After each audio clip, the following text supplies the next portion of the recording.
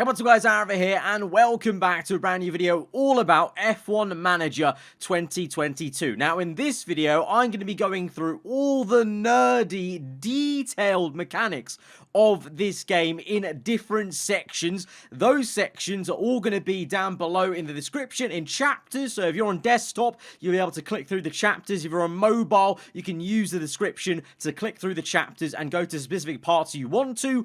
This is going to be kind of just me talking through everything that I was presented in a recent PR event by the game director and the producers. I've got no gameplay to accompany it because that is not ready to be shown by the game devs, by Frontier devs, but of course you may have missed it. I uploaded a video earlier, just today, looking at our very first look at gameplay screenshots of the main menu, the main places where you'll be playing the game for hours and hours. You know, I'm talking about the menus with, you know, the financing, the board, the main hub of your career mode in F1 Manager. So be sure to check that video out if you haven't already. There'll be an annotation card somewhere on the screen that you can go click through.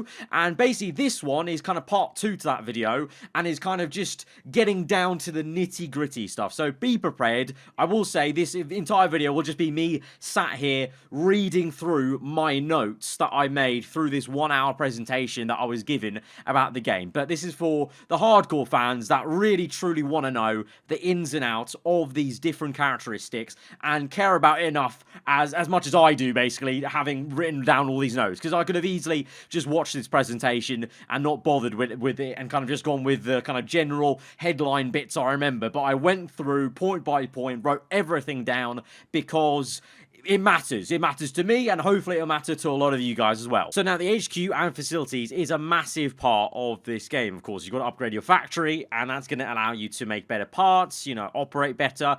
You've got upgrading and also refurbishment of these facilities, and these are two different things. So in a couple of years' time, you know, you may have made a great new wind tunnel, but in a couple of years' time, it's going to need refurbishment to keep it going for the max bonuses it can produce. You've got 3 main sections of the facilities area. You've got car development, you've got staff, and then operations. Operations being things like taking care of VIPs, marketing, weather data, and such like that. Staff, obviously, is, you know, very explanatory. And then car development, which is broken down into the factory, design center, wind tunnel, CFD simulation, suspension simulation, and then the car part test center. You've also got, you know, all those, they all have 5 different levels. So, you know, if you're a lower team, you might be level 2 at the start, level 1. Top teams might be level 5. So you've got 5 levels to go through, and those are all long-term purchases, long-term developments. Takes a lot of time, takes a lot of money, I'm gonna guess, as well.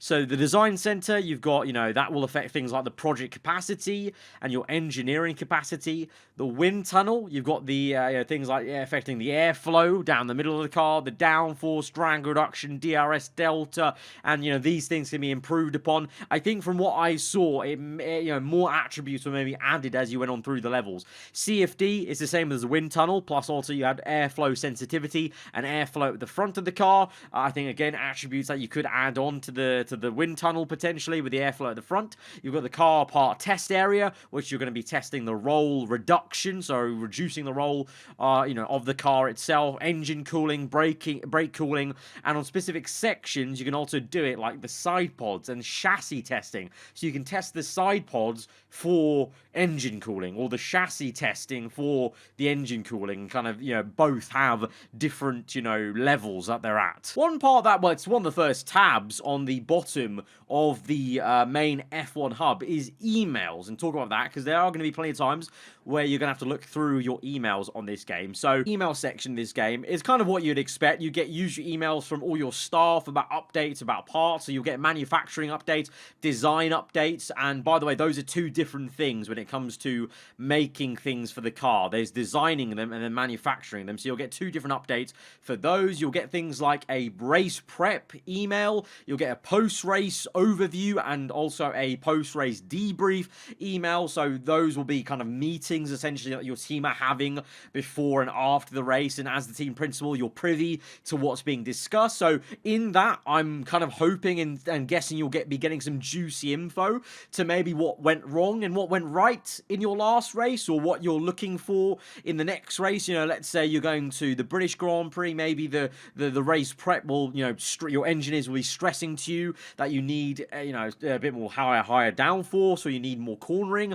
versus the straight line speed. You know, at Monza, you know, your engineers might talk about engine cooling, for example. So I think that's the kind of thing we can expect in those kind of little emails. You're also going to get board thoughts. So you'll get emails from your board of directors, from the people above you, talking about your goals, and so kind of critiquing you maybe if you're not matching your goals. There's goals every single race weekend that are kind of smaller than you have the overall ones. So you'll get emails basically, I think, micro managing, almost having micro meetings about, you know, what the board thinks about that and how you're doing with that. And then also FIA regulations with votes to come. Now, we spoke about this in 2 videos ago when I talked about those first screenshots around Baku. There was a brief bit of an interview the game director did where he actually kind of mentioned and dropped the fact that just like in Motorsport Manager, this game will have regulation votes by the FIA, obviously fully licensed now, so we'll get to vote on certain aspects of the regulations. I'm not expecting them to be massive at first. Maybe they might get crazier as we go on through, I'm not sure, but that will be the kind of thing you have to look out for in your email system about having that vote, because it could be quite important, because you, as every team principal does, you're going to be quite biased towards the team you're at, and of course you're going to vote on certain things that maybe would benefit your team but might not benefit a top team, let's say. I don't know, there might even be, you know, fully, you know, big things like removing the cost cap even. I don't know, that's just a guess. That would be a kind of wacky guess by me, but that would be pretty damn cool. But we know that FIA regulation changes, they are there, and they're going to be in the email system that comes through. Next up is quite a small thing, but we've got the events calendar. So there is a calendar tab at the bottom that you can open up, and it's kind of like almost like a FIFA style calendar system. If you've played FIFA career mode and you look at the whole calendar as a square, you can move month to month through the calendar system, and it's very much like that. Like you can move ahead and look at future events, look at when things are going to get built, look at things when Grand Prix are on. So that's quite important, because sometimes there will be long-term parts you will be making in this game, let's say for 4 Grand Prix time, that you may want to just check it's going to be made in time. You'll have to, you know, check up on HQ facilities being built. So I really like that. It's unfortunate I can't show you what it visually looked like, but just think of it literally like that FIFA career mode calendar. If you've ever seen it, you can just Google FIFA career mode calendar and you'll see what I mean. It's kind of basically like that off this tab in the main hub, as it were. So you can see an overview of everything like that. Moving on now to track info. So I spoke about this in the previous video today a little bit and alluded to there's kind of breakdowns of the track to kind of help you figure out what you might need to upgrade. So I saw this screen where the track was broken down into very tiny little sections, and so you could clearly see color coded, by the way, to purple, green, I think red and yellow, different kind of areas of the car, so like straight line speed, cornering, acceleration, and you could kind of very easily visually see, oh, which colors got the majority. So that's what I meant by in the last video, talking about, even though it's a very nerdy game, I think they're doing the most to try and make sure that even if you're still kind of getting used to what any of this is, you can kind of get an inkling of it, and you can start to learn and pick up about circuits and pick about what you're doing with the color coding system like that. And it's things like, you know, straights versus corners, car attributes, and that's all in this kind of mini segment look and the rest of the track info data. So it's easy to see what's there. We've also got, like I said, historical likelihoods for safety cars, pit time loss. So all that info is really useful for you to try and get really detailed with your strategy. Whether you're going to be that detailed every time, hand on the heart, probably won't be, but at the very start, when you're still learning the ropes a bit, maybe intuition isn't there with the game, because at some point with these kind of games, you kind of learn the intuition of game mechanics rather than trying to base it off the actual real life data and looking at all this data. But at the start, I think it'll be very, very useful to try and learn the ropes a bit by using all this data that you can get off this track area. So definitely definitely don't skip out on using the track info area of the game when it comes out. The next thing is going to be all about the car. So designing stuff for the car, preparing the car. There's a small race preparation area where you have performance targets, driver and car check. So the performance targets, you'll see kind of, it was, what you're trying to aim for and where the car is at. And you've got driver and car checks to check things like the wear of the car, how the parts are, how many parts you have of everything. When it comes to the parts of the car, the segments that are there and available to develop, they are as follows. They're the front wing, rear wing, chassis, underfloor, side pods, and suspension. So I think that's a really nice mix, a nice breakup of the car in general. Gives you a lot to work on in different areas, and each part has obviously its own characteristics of what it's going to mostly affect. So, and that's going to be very apparent when you go through the menus. Like, there will be helpful tips about, oh, if you were to upgrade this part, that will probably affect this the most, or give you this attribute the most. And there's also a need to manufacture spare parts. So like I alluded to, when you're making parts for the car, there's designing the car and then there's manufacturing it. And in the manufacture process, you can make more parts of the same design. So let's say you design, a new front wing. So you've got your first one, which is, Ferrari 22-1, and then you've got Ferrari 22-2, so the second design. You might want to make only, I don't know, to save costs, I guess, or if you're confident about your drivers not crashing the car, you're going to make only 2 of these second part. So let's say the chassis, we made 2 new chassis of upgrade number 2 on the chassis.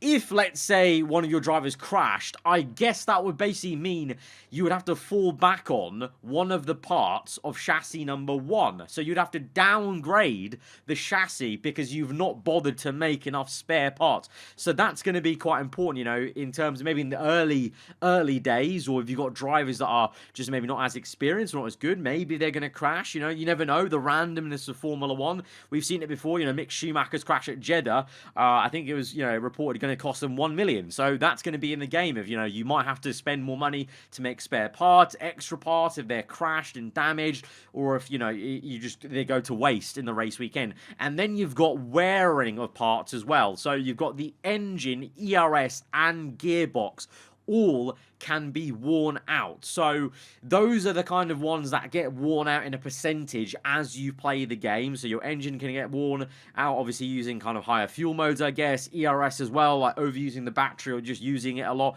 The gearbox, I guess, is just natural wear and tear of the gearbox, obviously. And then the other parts, that's more of a, if you crash, you're going to need a spare part. So there's a bit of a distinction, I felt. I don't know, maybe if the parts themselves can also wear. It didn't seem that obvious to me from what I saw. It kind of sounded like the parts were more like a crash-prone thing, and you might have to replace them, whereas the engine, ERS, and gearbox, that's a more kind of wearing percentage you're going to have to kind of take care of. There's more, though, when it comes to the car section. So, in the car section, you can check the performance, you can analyze everything, and then you can look about the actual part development, and also the warehouse, where all your parts are stored. So, all these iterations and all these spare chassis, front wings, they're all stored in your warehouse, and then you kind of pull them out and use them, put them on the car, basically. Very, very cool. Nice system. It's like almost like a car collection garage, almost, in like some of these other racing games, like Need for Speed or whatever. You have like a warehouse of your parts, and then you kind of pull the parts and actually put them on your car. But yeah, so you can check the performance, you can analyze them. So when it comes to analysis,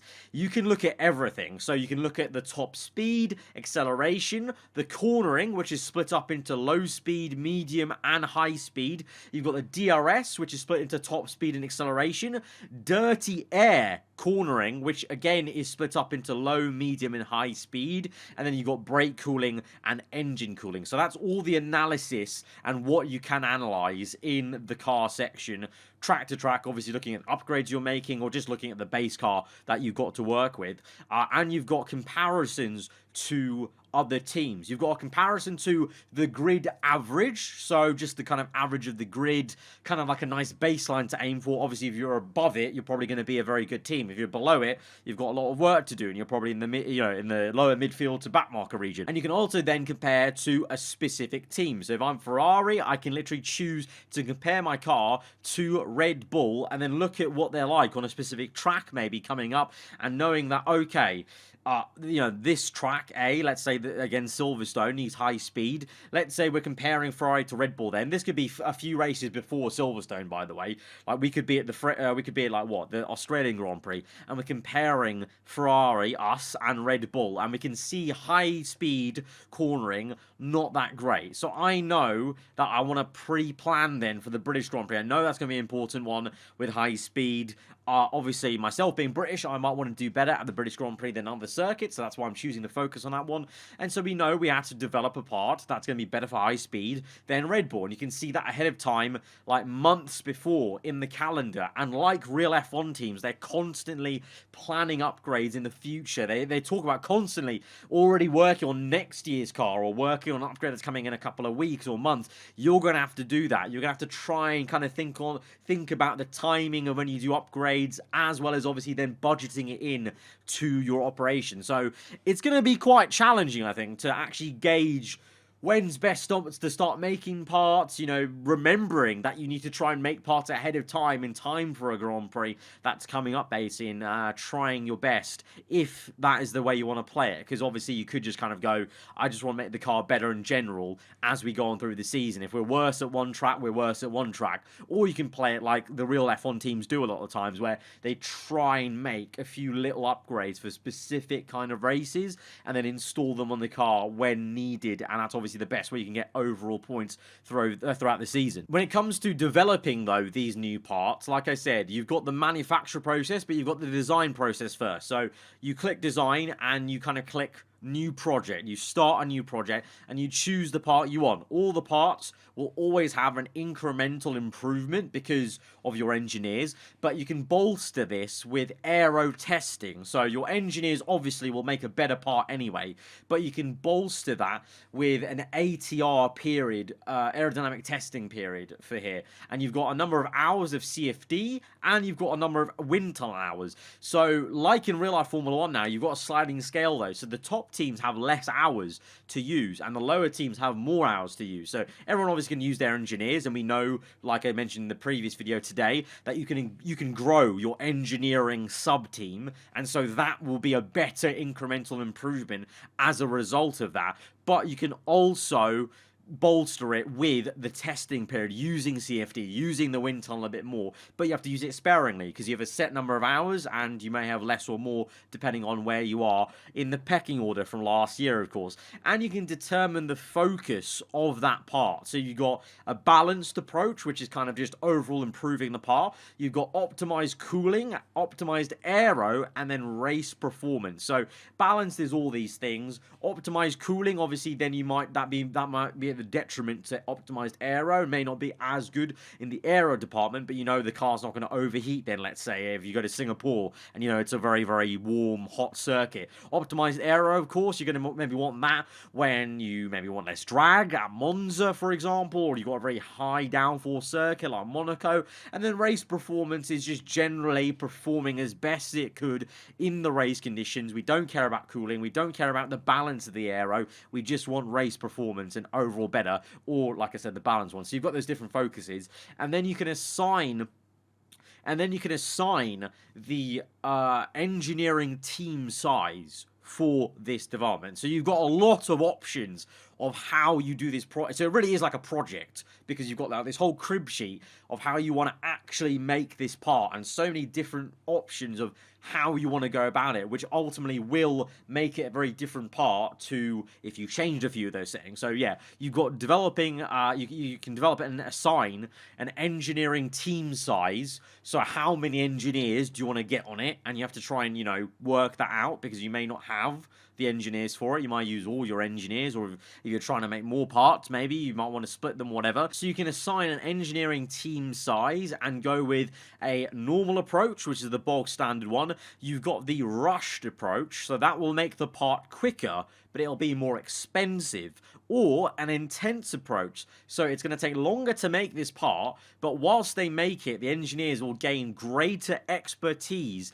and that'll be an extra bonus to you the next time you develop a part, because it'll be a bigger leap, basically, because obviously they've spent more time, like kind of in real life. The more research you do, the engineers are going to get smarter, they're going to know more about the solution. So next time you make a part like that, you're going to get a bump in that, stat improvement because you've taken longer. But of course, that is just the add caveat, is it's going to take a lot longer. So can you afford to take that time? Who knows? Then you manufacture it, and that's where you want to maybe look at producing copies for spare parts in case you're going to crash. There's also a third section in the development kind of area of the game, which is research. Now, when I looked at it in this presentation, it was locked off, and that's because the regulations haven't been voted for. So once you get through that email about the FI voting regulations and the regulations are established for the next season, you can spend engineering time and budget here in the research section for next year's car. Do you do a HAS? Do you literally research the whole of the year, leave the car be, and just try and manage your way into some points, or, take a bit of pain for a season for the next one, basically, and rattle through the year? Or are you a top team? Do you have to spread your resources because you're in a title battle and you also want to make sure next season is going to be as successful? So, just like an F1, real F1, there is going to be that dilemma, which even I'm like, that's going to be a tough one to call, because my heart would say let's research for next year, but you also want to make sure you're still doing okay and having fun in the season you're going for. And like I alluded to before and in the previous video, all the parts are noted with like 1, 2, so you can see the iteration you've got, the higher number obviously being the better part or the latest part you've made. And like I said, you can risk not making more spares and bank on there being no crash. We now move through to staff. So we've got, the race engineers, like we mentioned, drivers, technical chief, head of aero, and all of these, by the way, can be developed. They can all be developed. The chief of aero, technical chief, head of aero, all developed, and they're all contracted. So they're all going to be out of contract at some point. You have to think about re-signing them or, replacing them. They've got sub-teams with no public visibility. So, like I said, the engineering team, the scouting team, and whatever. So the engineering team is your top engineers. You're going to assign a number of them to projects. So, like I said, you're going to have to try and spread them out. And they're the heart and soul of the team, these sub-teams. So you're going to want to actually pay attention, because ultimately they're the ones that are making everything. So, the engineering team, you can assign numbers and you can grow this engineering team and therefore make more projects and design more projects. You've got the scouting team, so you can bring talent in and you can grow the scouting team, because the larger the scouting team is, like I mentioned in the first video, means that you can actually do multiple scoutings at the same time. And then you've got the pit crew, which is training focus, which you can direct of what they're training on exactly in the pit stop practice, essentially. And then the drivers themselves, you can develop the drivers. You will have to look at the contract renewals, or will you look at, maybe getting an F2 driver in? Maybe you want an F2 driver into a reserve seat, potentially as a reserve driver. Also, one really interesting thing to note is with the F3 drivers, it follows the real rules of Formula 1. They have to climb the ladder. You can't just jump up from F3 to F1 without the necessary, check boxes ticked for what you need to get into F1. So they have to follow the ladder in the same way they would in real life. Now going on to the board of directors. So we've got board confidence. That is going to be a thing. So within this section of the board, you've got race performance. That they care about that, of course. You've got the objectives, the finances, and then the season objectives, and also some long-term targets. So race performance is, race to race, how you're doing. Objectives within that, they're also going to be, looking at the finances and how that is going, and they're going to put that up against your season objectives. So that's all going to play into how confident they are with you. You've also got a long-term target, which I thought was very, very cool that I saw. I'll set you long-term targets. So let's say in 5 years, 2027, they want you to win the Constructors' Championship or the Drivers' Championship in 5 years' time. So they'll set you a long-term target like that. So that will also play into the board confidence. Like, in generally, are you going towards that? Year to year, are you improving up the order? Then, if you back out of that, you've got board budget. So that's going to be obviously it will go higher if it matches their confidence. So you can get more money out of them if you are more, if you're matching them and the confidence is high. At the same time, if you try and push a bit too much, it can go down as well with the confidence and then therefore with the board budget. And then you've got a team rating, generally how you're doing within the team. Speaking about money there for a little bit, in terms of the finances, within the budget, we saw this already in the first video. Just to kind of recap, you've got a season balance, a monthly balance, a cost cap, and then the sponsors. So those are all 4 things you have to worry about month to month. You'll have to try and manage the money, and that's really cool. You can micromanage month to month, which I think's very, very cool, because it means actually there genuinely is going to have to be some thought behind that, and if you don't get it right, you could end up with a month where at the end of the year where you've basically got like no money to spend, like apart from like like the basics. So you need to really be careful of that. And obviously with the cost cap, it's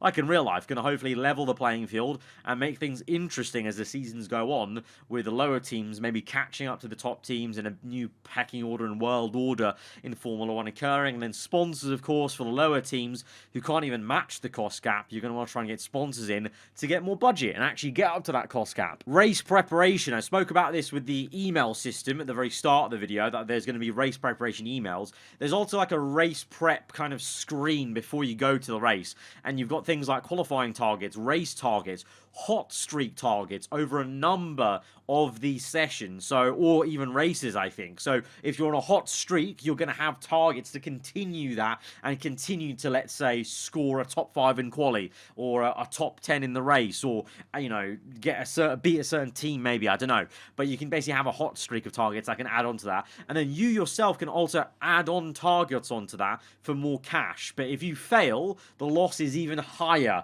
in terms of maybe the confidence from the board, or generally speaking, your standing within the team is going to be a lot higher in terms of the loss if you don't get those extra targets. Finally, the last section that I want to go through is obviously the big one, the race weekend, the actual playing. Now, I just want to say, for one, I can't wait to show you guys actual gameplay or screenshots from the race weekend, because just take my word for it, it's gorgeous. It is so bloody nice, and you're going to see why in a sec when I go through and describe why it's so bloody nice. So we've got the practice quali race, obviously. In practice, usual thing you expect. You have to kind of go through, change the setups, get feedback from the drivers, gain experience, and it really is quite specific. I heard a mention of changing wing angle, changing the brake bias. So these are really specific things that you're going to have to try and look into in the practice session to improve the car, and get the best car for your driver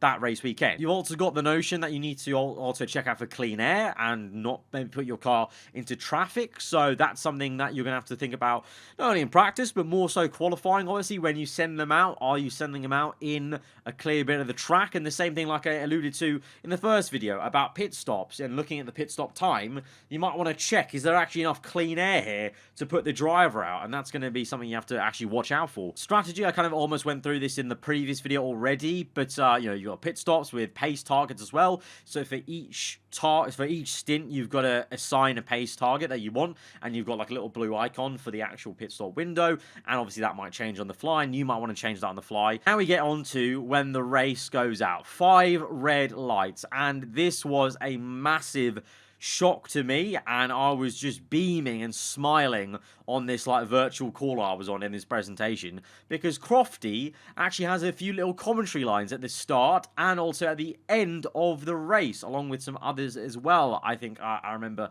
them saying. So there's a little bit, it's not like commentary throughout the race, it's just at the start, like he goes like, here we go, it's time for this Grand Prix, lights out and away we go, and the way he does on TV, which I thought was a really cool touch. Like I said, literally like a TV camera of it panning as the lights go out from the front, from looking at the grid, and then it goes lights out, and then you go, and then it's just the car sounds for the rest of it. As I said, the broadcast is all like the TV. So from your perspective, I'm trying to think, you've got the ladder is on this side of the screen, of course. You've got the timing ladder on the left hand side of the screen. like it is in Motorsport Manager, you've got both drivers either corner of the screen, basically. So you've got driver 1, driver 2, and then in the top right, you've got further race menus you can access, basically, and those are basically more detailed. So like I showed you in the previous video, you can open up that strategy screen mid-race. So you can open that up via the right icon here on the top and look at the weather data, look at the pit strategy, but then you've got a timing ladder here, just like it is in real life, you know, with the fonts and the way it looks, and you can click on every driver, you can watch every driver as well throughout the entire race. You don't just have to watch your driver, you can watch any driver you want throughout the race on the ladder, and we've got very true to life TV camera styles and positions. So I'm talking about all those awesome high-speed whiz shots like Albert Park when they go through Sector 2, they're there. Even the ones on the ground where the camera's like looking over from like literally at the ground point and the car goes over it. You've got those cameras. You've got the usual broadcast cameras. And this is a big one. You've got on-board cameras. On board. The graphics are so good. There was a reason why that Baku City screenshot, it's so high fidelity and all the tracks are like that, because you can view the tracks, you can view the race on board with the car. You've got all the TV cameras they would have on the car. So the offset T-cam, the rear wing view, you've got the one on the nose cone on the front wing along the ground, you've got the really side-on profile shoulder camera, you've got every camera they usually have in real life available. So you can watch, like if I'm managing Leclerc, I can literally just watch him on board. It's like I'm watching, or it's almost like, you know, you wouldn't know, like if I put my hands down, it's like I'm driving, but of course it's an AI, it's a management game, so you don't get to drive, but it's so cool. Like as a way to present it, I was like, this is amazing when I was watching this part of the presentation, because for you guys watching videos of mine in the future, hopefully, of me playing this game, the presentation of that is game-changing for content creators, like for us to make an engaging video with you guys, to have an onboard camera, and then even just for you guys, you know, even as a player, you know, you're going to find it more interesting playing this game over and over again. But if you can actually look that closely at the circuit, because there's obviously, you know, you can get quite hyped up about seeing, you know, zoomed out the cars going around the track, and, you know, oh, you can see one's overtaking the other. But getting real close in on board and watching your AI driver jig to the left, try and send one down the inside, or kind of fake to left, go to the right and go for the move, that is awesome. And so I'm so happy. I'm so impressed that was a thing in the game, and I can't wait for you guys to see the actual proof in the pudding of, you know, screenshots or gameplay of it. Yeah, it wasn't ready and finished completely to be shown, but from what I saw, for, you know, not totally ready to show you guys, from what I saw, it was still so impressive in terms of even how good the graphics and polish were at that stage of development. In terms of the tracks themselves, they spoke about, you know, using CAD landscape data and also high fidelity satellite data of the tracks, and with that they also worked on different racing lines. You're going to see, like I said, AI take different racing lines for overtakes, moving around to defend and attack, and the tracks look like they are in real life. The scaling seems very good versus, you know, the camera angles they're using, and if you match it to real life. You've got team radio, and they're using, get this is also another very impressive thing, along with the onboard cameras, there's team radio in the game, and it's actual real life, the real life engineers and the drivers speaking.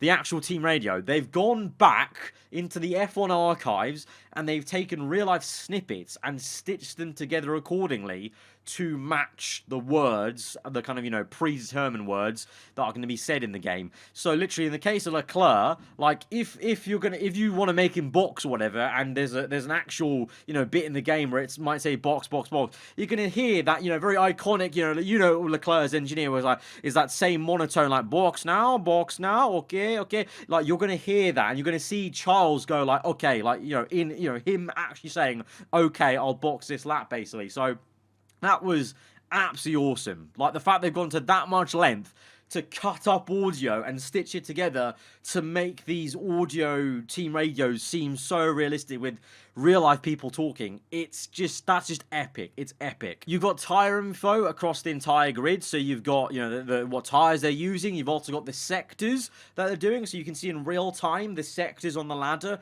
of what they're doing. So, oh, he's gone, you know, white in the first sector, he's gone red in the second, so he's gone even slower, and he's gone purple in last, or whatever like that. You've got the delta time gaps as well, so you can keep an eye on that. And then with the driver, what you can tell the driver to do midway through the race, apart from the strategy, like the long-term strategy of the whole race, with these, with the kind of left and right parts of the menu whilst you're racing, that kind of, you know, what the driver can do directly straight away. So you've got broken down to 3 different things. You've got pace, fuel, and ERS. So under pace, you can tell them, like with the stint pace, you can tell them to conserve.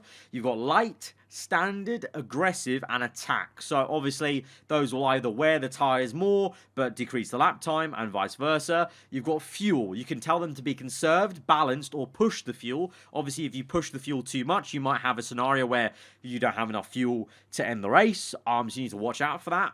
You know, and you know, you might want to factor in the likelihood of a safety car maybe to underfuel the car and then therefore push the fuel even more in the race. You've got ERS as well then, and you can tell them to harvest, neutral, deploy, defend, and overtake. So, you know, if you're going for a move, you might want to say overtake for a little bit, and then once you've got the move done, you might want to say defend and, you know, try and block him off basically. So you're going to have to think about on the fly telling them what to do basically with that. You got live feedback of the tires and the brake temperatures as well, and you can also tell the drivers to avoid the curbs, or you can tell them to try and drive in clean air and try and maybe back out and get into some clean air. You've also got team commands then, car to car, of don't fight the teammate, and also hold the cars back behind you. So let's say you just let, you know, you told Sainz let Leclerc through, then you can tell Sainz back up the cars behind, be a bit of a team player, and defend like an absolute animal, and then, you know, basically try and help your teammate and help the team out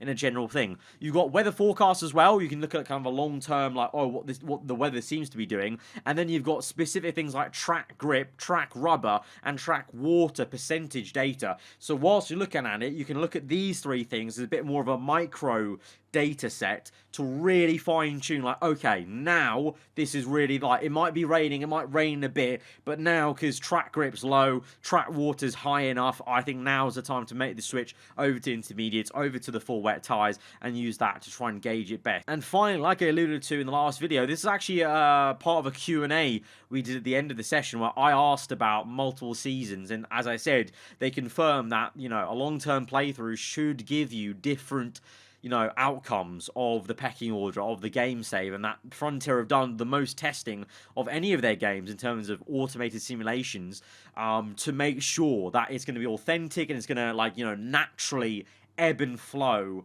in the way real life Formula 1 does ebb and flow from year to year. So, yeah, that was a lot of information to go through. That was a long video. I know it is. So if you got this far, let me know in the comments below. If you have enjoyed the video and enjoyed all the info, then hit that like button. Like I said, get subscribed for more videos, you know, screenshots, gameplay, as and when they come to me. But yeah, I've been aarava. That's been this long-ass video, and I will catch you guys around. Goodbye.